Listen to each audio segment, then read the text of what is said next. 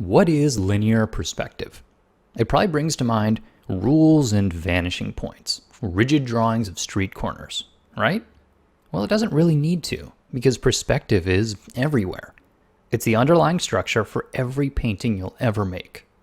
Cool creatures, sci-fi train stations, characters, they're all built on the same basic rules, and those rules are called linear perspective.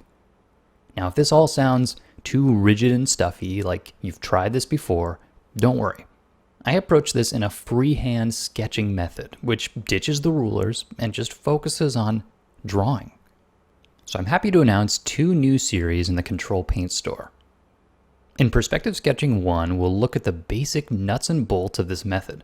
Starting with simple lines and rectangles, you'll learn to construct your own basic 3D shapes. We'll talk about the difference between 2 and 3-point perspective, as well as sculpting techniques, where you'll turn those basic shapes into more interesting forms. And you can practice all of these new techniques using the included worksheets and templates. Like I said before, every drawing has a perspective understructure. In Perspective Sketching 2, I'll prove that by applying basic techniques from Part 1 to create creatures and environments, characters and vehicles.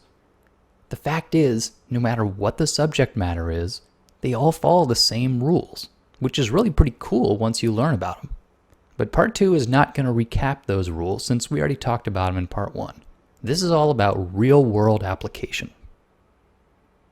So if you've been avoiding perspective, I hope you give these videos a try. And they're only available in the Ctrl+Paint store.